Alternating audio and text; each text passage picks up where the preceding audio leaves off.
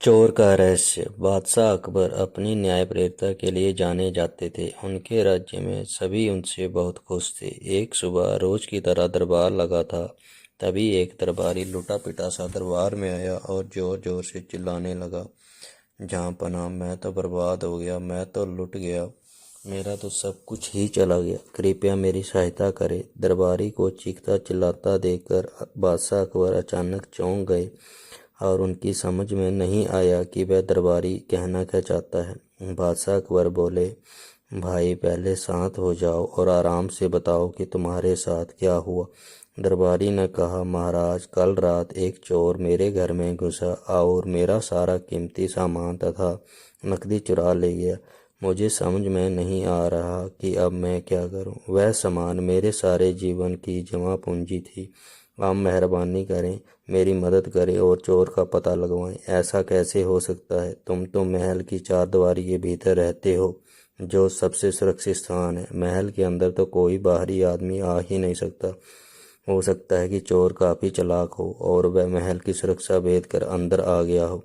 बादशाह अकबर चिंतित स्वर में बोले। तभी बादशाह अकबर को बीरबल का ध्यान आया। वह बोले, बीरबल, यह काम कोई बाहर के आदमी का नहीं हो सकता। आखिर चोर ने यह चोरी किस तरह की? यह चोरी बहुत रहस्यपूर्ण लगती है।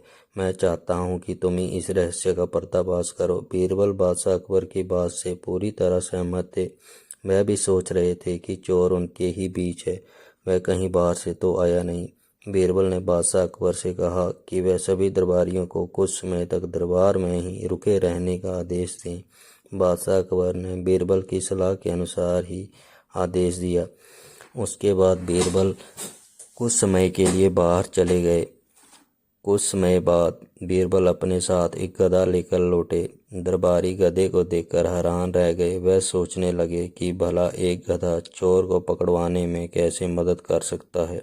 बीरबल ने सभी से कहा, आप सबको एक एक करके गधे के पास आना है और इसकी पूंछ उठाकर धीरे से बोलना है कि मैं चोर नहीं हूँ। यह सुनकर सभी दरबारी हंसने लगे, लेकिन उन्होंने वैसे ही किया जैसा बीरबल ने कहा था। बीरबल ने सभी दरबारियों से कहा कि वे अपने हाथ दिखाएं। उन सब ने देखा कि गधे की पूंछ पर लगे काले रंग के कारण उनके हाथों पर काला रंग लग गया था।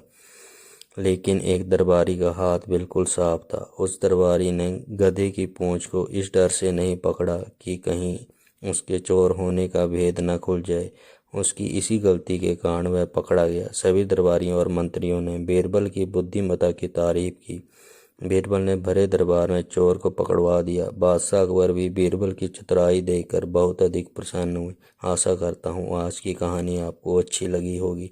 ऐसी ही और कहानियों के लिए चैनल को सब्सक्राइब कर लीजिए और वीडियो को लाइक कर दीजिए। धन्यवाद।